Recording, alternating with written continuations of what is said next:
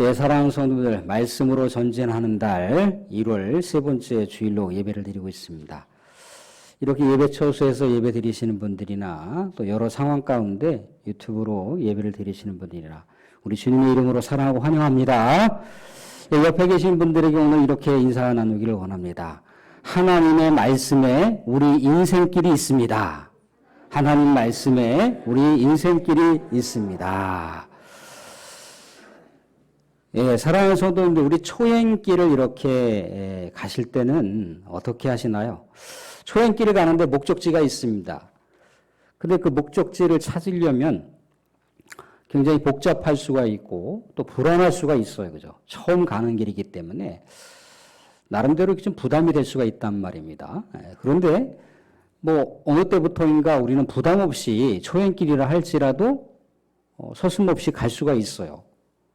어떻게 갈 수가 있습니까?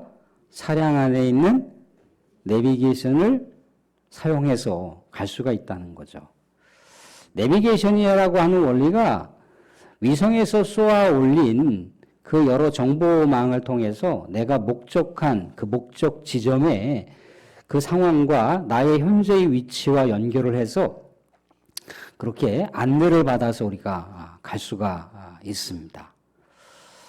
예전에 이 내비게이션이 없을 때는 많은 분들이 차량에 지도책을 막 몇 권씩 갖고 다녔어요. 그죠? 뭐, 이렇게 국도가 있는 그런 지도책, 아니면 고속도로가 연결되어 있는 지도책. 많이 가지고 다니셨는데 요즘에는 뭐 차량에 있는 내비게이션 뿐만 아니라 휴대폰에 있는 실시간 내비게이션을 통해서도 얼마든지 우리가 안내를 받아서 갈 수가 있습니다. 우리나라의 대략 그 철새가 한 85% 정도가 우리나라의 철새가 왔다 갔다 한다고 합니다. 우리나라에서 다른 나라로 이동하고 막 그런답니다. 근데 이 철새들의 이동 경로를 보면 거의 일치한다는 거예요. 그래서 과학자들이 고민을 했어요. 야, 어떻게 이렇게 그 이동 경로가 거의 정확하게 일치할 수 있을까? 얘네들이 뭔가 이렇게 자신의 이동 경로를 녹화하는 것도 아닌데 어떻게 이렇게 정확하게 일치할 수 있을까? 많은 학자들이 연구를 했습니다. 그래서 나중에 이제 알고 보니까 어때요? 우리가 그냥 전통적으로 알고 있는 방법으로는 새들이 밤에 별을 보면서 이동하기 때문에 낮에는 태양을 보면서 이동하기 때문에 그 이동 동선이 거의 일치하지 않겠는가 그렇게 전통적으로 생각을 했다는 겁니다. 근데 알고 보니까 이 새의 눈 밑에 윗불이 있는 부분에 자석이 발견된 거예요. 자석 조각 같은 그런 물질들이 발견된 겁니다. 크립토크롬이라고 하는 그런 물질인데 이게 자기장을 발산한다는 겁니다. 그런데 보면 우리가 나침판이 항상 북쪽을 가리키고 있어요. 그죠? 나침판의 그 빨간 그 침 끝이 북쪽을 가리킵니다. 왜 북쪽을 가리키냐면 이 지구의 위치에서 북쪽에 자기장이 흐른다는 거예요. 그래서 나침판 끝이 항상 북쪽을 가리키게 돼 있다는 겁니다. 그래서 새들은 대략적으로 이 철새들의 이 눈가 쪽에 크립토크롬이라고 하는 이 자기장이 흐르는 물질이 계속해서 북쪽을 안내받을 수 있도록 그렇게 작동이 된다는 거죠. 그렇기 때문에 어떻습니까? 자신들이 가야 할 그 이동 경로를 거의 정확하게 갈 수가 있다고 하는 거예요. 사랑하는 성도, 우리는 어제를 살고 오늘을 살지만 내일이 또 우리 나름대로 계획되어 있는 인생의 여러 가지 시간표가 있어요. 그죠? 그런데도 불구하고 내일이 어떤 일들이 우리 앞에 펼쳐질지 예상하지 못하는 그런 내용들이 있을 수 있다는 겁니다. 어떻게 보면 한 치 앞도 내다볼 수가 없어요. 그런데 우리는 어떻게 그러면 한 치 앞도 내다볼 수 없는 인생길을 어떻게 우리가 갈 수가 있겠습니까? 우리 믿음의 사람들에는 하나님의 영이 있어요. 오늘 오후에도 나누겠지만 하나님의 영이 있습니다. 하나님의 영이 있고 우리가 우리 마음 가운데 하나님의 말씀을 계속해서 심어 나가잖아요. 그럼 우리 안에 계신 성령께서 말씀을 통해서 우리 인생의 항로를 인도해 가신다는 거예요. 그게 우리 말씀에 크리토크롬이라고 하는 그런 놀라운 은혜가 있기 때문에 우리가 그렇게 살 수가 있다는 겁니다. 하나님 말씀 안에는요, 우리 인생길이 있어요. 인생의 해답이 있습니다. 인생에 나가야 할 방향이 있어요. 우리 창세기를 보시게 되면 아브라함과 롯이 함께 이렇게 동거를 했는데 자신들의 그 소유물들이 점점 많아지기 시작을 했습니다. 자신들이 가지고 있었던 가축들이 너무나 많다 보니까 특정한 지역의 땅으로다가는 부족하다는 걸 알았어요. 그러니까 아브라함의 목자들이나 롯의 목자들이나 그 가축들에게 꼴을 먹여야 되는데 그 꼴을 먹이는 문제 때문에 서로 싸우고 막 그런 상황이 벌어진단 말이죠. 그래서 아무래도 삼촌이었던 아브라함이 야 이렇게 지내서는 안 되겠다 싶어서 롯에게 이런 제안을 합니다. 네가 원하는 곳 어디든지 네가 선택을 해서 가라. 그러면 그 나머지 땅을 내가 사용해서 나의 가축을 그렇게 키울 수 있도록 하겠다. 말하면 서로 이제 분리하자는 거죠. 서로 분립해서 살아야지 계속해서 이렇게 살았다가는 갈등과 다툼밖에 일어나지 않는다 하면서 서로 이제 각자의 길을 갈 것을 이렇게 제안했다는 겁니다. 롯이 이렇게 이제 삼촌이 제안한 그 말씀을 따라서 가만히 보니까 저쪽에 땅이 괜찮게 보여요. 그쪽 땅이 우리가 익히 알고 있는 대로다가 소돔과 고모라 땅이란 말이죠. 하나님께서 소돔과 고모라 땅을 멸하시기 전에는 그 땅이 어떻게 보였다라고 얘기를 하냐면 하나님의 동산처럼 보였다는 거예요. 하나님의 동산처럼. 모든 것이 풍성한, 자원이 풍성하고 물이 풍성하고 가축이 먹을 수 있는 그런 풀들이 풍성했다라고 하는 것을 의미하는 겁니다.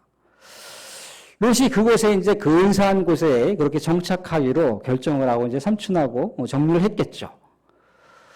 근데 상황은 뭡니까? 이제 아브라함에게 남겨져 있는 땅은 별 볼 일 없는 땅인 거예요. 이 많은 가축들에게 꼴을 먹여야 되는데, 양식을 먹여야 되는데 어떻게 해야 되나? 나름대로 조금 이제 근심이 있었겠죠. 그래서 갑자기 하나님 말씀이 들려옵니다. 어떻게 말씀이 들려오냐면, 네가 밟는 모든 땅은 너의 땅이 될 것이고, 동서남북을 보라는 거예요. 동서남북. 동서남북 네가 어디를 가든지 하나님이 너의 인생길을 열어주신다는 겁니다. 횡으로 가든지 종으로 가든지 네가 밟는 모든 땅이 하나님의 축복이 약속되어 있는 땅이라고 그렇게 말씀하시는 거예요. 너의 후손들이 땅의 티끌처럼 정말 많이 될 것이다라고 하나님께서 약속의 말씀을 주셨어요. 아브라함은 이때 헤브론으로 이제 이동을 하게 되는데 헤브론에서 어떻게 했던가요? 하나님께서 주셨던 말씀을 기억하면서 예배를 드렸다는 거예요. 예배를 드렸다는 거예요. 자신의 인생길이 하나님 말씀 가운데 달려 있다는 것이고 자신의 인생의 비전이 하나님 말씀 가운데 있었다는 것을 알게 됐을 때 예배를 드렸다는 거예요. 근데 롯은 예배 드렸다라고 하는 내용이 없어요. 사랑하는 성도, 오늘은 하나님의 말씀에 우리 인생길이 있다라고 하는 내용으로 말씀을 나누고자 합니다. 여호수아가 이제 여리고를 들어가기 전에 요단강을 건너야지 이제 가나안 땅에 들어갈 수가 있습니다. 너무너무 힘든 상황이고 목이 고른 이스라엘 백성들을 이끈다라고 하는 것은 정말 우리 하나님의 기적이 아니고서는 불가능하다라고 하는 미션인 것을 여호수아가 잘 알고 있어요. 가나안 땅의 원주민들과 상대하는 것도 상대하는 거거니와 당장 200만이나 되는 이스라엘 백성들을 이끌고 간다라고 하는 것. 이스라엘 백성들이 정말 생각들이 다양하고 생각들이 조금만 어긋나면 얼마든지 데모를 하고 시위하는 백성들인데 이 백성들을 어떻게 끌고 가야 되나. 근데 하나님께서는 이미 여호수아 1장 말씀을 통해서 주신 말씀이 있어요. 두려워하지 말라. 무서워하지 말라는 거예요. 담대하라는 겁니다. 근데 아니 하나님께서 아무리 담대하라고 말씀하시고 무서워하지 말라고 하더라도 자기 앞에 닥쳐있는 현실 앞에 직면하게 되면 두려워하게 돼 있다는 거예요. 떨 수밖에 없다는 거예요. 물론 하나님의 말씀을 의지하고 가지만 두렵고 떨리는 거예요. 근데 그렇지만 어떻습니까? 하나님의 역사를 이루어야 되는 미션이 자기에게 주어진 거죠. 그죠? 모세의 바톤을 이어받아서 이제 이스라엘 백성들을 요단강을 건너서 가나안 땅으로 들어가야 되는 겁니다. 그런데 요단 땅을 건너야 되는데 이 요단 땅을 건넌다라고 하는 것이 말처럼 그렇게 쉽지 않다는 겁니다. 그럼에도 여호수아는 하나님의 말씀을 의지했다는 거예요. 그러면서 어떻게 했던가요? 이른 새벽에, 오늘 말씀 가운데 보면 이른 아침이라고 되어 있는데 성경에, 구약 성경에 나와 있는 이른 아침이라고 하는 건 대부분 다 새벽을 얘기하는 거예요. 밤에서 새벽으로 넘어가는, 밤에서 낮으로 바뀌는 그 시간이 새벽이잖아요. 그죠? 새벽. 그러니까 성경에 있는 역사의 인물들, 우리 하나님의 위대하게 쓰임받았던 인물들은요, 다 새벽에 그 새 역사를 준비했다는 겁니다. 요단강을 건너야 되는데, 가나안 땅을 향해서 가야 되는데, 물리적인 뭔가를 준비하라고 하지 않습니다. 창을 예리하게 갈고, 화살촉이 있는지 잘 준비하고, 강을 건너야 되니까 배를 만들고, 다리를 만들고, 뭐 그런 게 아니라는 거예요. 최우선 선결 과제가 뭐였느냐면 내일 하나님의 역사, 기이한 하나님의 역사를 맞이하기 전에 뭐 하라는 겁니까? 성결하게 하라는 거예요. 성결하게. 성결하게 준비하라는 거예요. 성결하게 준비하라는 건 뭔가요? 예배를 드리라는 거예요. 예배. 하나님의 역사가 성취되는 그 과정에서 반드시 하나님께 예배를 드리라는 거예요. 예배. 아브라함의 행적이 그렇잖아요. 하나님의 말씀을 받았어요. 하나님의 말씀을 받아서 자신의 인생길이 어떻게 될 것인가를 하나님 말씀에 의지하여 예배를 드렸습니다. 하나님 비전을 바라보면서 예배를 드렸다는 거예요. 사랑하는 성도들 인생의 여정길 가운데 기이한 역사, 우리 하나님의 역사를 체험하기 원하십니까? 그러면 말씀을 의지하여 예배를 드리시기 바랍니다. 그것도 깨어있는 예배, 살아있는 예배, 성결한 예배, 구별된 예배를 들으실 수 있기를 바랍니다. 하나님 계속해서 여호수아에게 이야기를 하는 거예요. 여호수아에게. 내가 모세와 함께 했던 것처럼 너와도 반드시 함께 하겠다라고 한 것. 그리고 이스라엘 백성들이 너를 통해서 나의 역사가 이루어지는 것을 목도하게 될 것이라고 얘기를 하고 있는 거예요. 얼마나 다리가 후달거렸겠습니까? 그죠?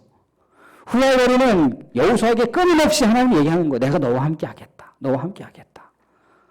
여호수아가 하나님과 함께 하신다는 것, 하나님이 자신과 함께 하신다라고 하는 것이 100% 자신의 심령이 꽉 들어찼으면요. 하나님은 여호수아에게 너와 함께 하겠다라고 하는 말씀을 굳이 하지 않으셔도 돼요. 공부 잘하고 열심히 하는 자녀에게 공부해라 합니까? 그렇게 안 합니다. 뭔가 자신의 목적을 상실하고 자신의 공부할 의지를 상실하게 됐을 때, 이 녀석아 휴대폰 좀 그만 쓰고 공부 좀 해. 네 앞가림은 해야 되잖아. 그렇게 부모가 뭔가 걱정하는 마음으로 얘기해 준다는 거. 하나님도 여호수아를 보니까 믿음의 용량입니다. 대단한 믿음을 갖고 있어요. 그런데도 불구하고 후달거리는 이 여호수아에게 내가 너와 함께 하겠다. 모세처럼 너하고 함께 하겠다. 라고 그렇게 말씀을 하십니다. 이 말씀을 통해서 이제 이스라엘 백성들에게 하나님의 말씀을 선포하는 거예요. 뭐라고 선포하냐면 하나님이 우리와 함께 하실 것입니다. 라고 말씀을 해요. 두 번째, 하나님이 우리와 함께 하실 것이기 때문에 가나안 땅에 하나님께서 그 거룩한 땅을 가나안 원주민들에게 살고자 하셨는데 가나안 원주민들이 하나님의 거룩한 땅을 다 파괴해버리고 말았으니 하나님께서 가나안 땅에 그 원주민들을 내두실 것입니다. 그리고 하나님께서 우리에게 약속하신 대로 이스라엘 백성들을 가나안 땅에 심으실 것입니다. 여러분, 하나님께서 함께 하실 것이니까 우리 하나님 약속의 말씀을 붙들고 나가십시다. 하나님의 말씀에 길이 있습니다. 라고 이렇게 담대하게 선포하는 거예요. 구체적인 방법으로다가요, 하나님의 언약궤를 맨 레위지파 제사장들이 먼저 선발대로 나아갈 것을 얘기하고 있습니다. 선발대로 나아가서 요단강의 그 강물에 이 제사장들이 발을 딛고 나서 하나님께서 말씀하신 대로다가 요단 강물이 갈라지고 요단 강물이 흘러내리는 것을 멈추고 벽이 되게 만들고 요단 강물의 그 강바닥이 마른 땅이 되면 이스라엘 백성들이 그 땅을 건너가라고 그렇게 말씀을 선포하는 거죠. 그런데 문제는 뭐냐면 오늘 말씀 가운데 볼 수가 있습니다. 말씀 가운데 친절하게 해석까지 되어 있는데 15절 말씀을 보시면 15절 말씀에 이렇게 되어 있어요. 15절 말씀 같이 한번 읽어볼까요? 같이 한번 읽겠습니다. 시작. 요단이 곡식 거두는 시기에는 항상 언덕에 넘치더라. 궤를 맨 자들이 요단에 이르며 궤를 맨 제사장들의 발이 물가에 잠기자. 평상시에는 요단 강물이 그래도 뭐 건널만 해요. 넓이도 그렇고 그 수심도 그렇고 건널만 하다는 겁니다. 그런데 요단 강물이 갑자기 이 곡식 거두는 시기가 되면은 철철철 넘친다는 거예요. 그리고 그 위쪽에 있는 헬몬산이라고 하는 만년산이 있어요. 만년산이 이제 녹기 시작을 하면은 그 눈 녹은 산에서 이제 물이 막 흘러내리는 거죠. 그죠? 그러면 이제 요단 강물이 점점 불어나는 거예요. 수심이 너무 깊어서 사람의 키가 넘어갈 수가 있습니다. 제사장들이 과연 이 물이 넘치는 요단 강물에 발을 내디딜 수 있을까? 또한 이스라엘 백성들이 아무리 하나님께서 요단 강물을 가르고 나서 그 땅이 벽이 되어서 수 미터 정도 될 거 아니에요. 그죠? 수미터 되는 높이에 마치 물벽을 만들어 놓고 땅은 마른 땅으로 만든다 할지라도 그 마른 땅을 걸어가는 이스라엘 백성들이 편안하게 걸어갈 수가 있겠습니까? 그 땅이 다시 흘러버리게 되면 이스라엘 백성들은 완전히 수몰되는 거잖아요. 그죠? 이러한 의심과 이러한 두려움이 있을 수밖에 없겠죠. 그죠? 그러니까 이런 두려움과 의심이라고 하는 것은요, 삽시간에 수많은 사람들에게 번질 수가 있어요. 여호수아는 또 지도자로서 얼마나 마음이 불안했겠습니까? 그죠? 그래서 어떻게 했던가요? 다시 하나님의 말씀을 붙드는 거예요. 하나님의 말씀을 붙드는 거예요. 하나님의 말씀을 붙들고 또 제사장들도 하나님의 말씀을 붙드는 거예요. 이스라엘 백성들도 하나님의 말씀을 붙드는 거예요. 여호수아도 하나님의 말씀을 전적으로 절박하게 붙들 수밖에 없어요. 제사장들도 그렇습니다. 이스라엘 백성들도 그렇다는 거예요. 다 지금 목숨을 내걸고 하나님의 말씀을 붙드는 거예요. 그냥 평탄하게 내 인생은 축복이야.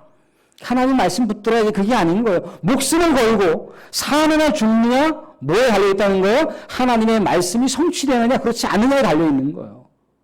믿음의 백성들의 마음 가운데는 항상 하나님의 영이 있습니다. 하나님의 영이 있어서 하나님의 말씀이 반드시 응답되어지고 하나님의 말씀 가운데 길이 있다라고 하는 것이 여호수아와 제사장들과 이스라엘 모든 백성들 가운데 가슴을 꽉 채웠단 말이죠.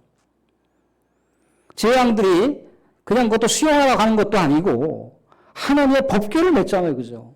하나님의 법궤, 마치 강대상 같은 그 법궤를 어깨에 메고 이제 간단 말이죠. 또 얼마나 불안할 수 있었지 않았겠습니까? 그런데 그들의 마음속에 하나님의 말씀이 성취될 것을 고대하고 갈급하게 하나님의 말씀이 우리와 함께 하신다고 그랬지. 임마누엘 하나님께서 우리와 함께 하신다고 그랬지. 살아계신 하나님께서 우리와 함께 하신다고 그랬지. 오늘 말씀 가운데 보면 여호수아가 그 하나님에 대해서 얘기를 하고 있어요. 하나님에 대해서.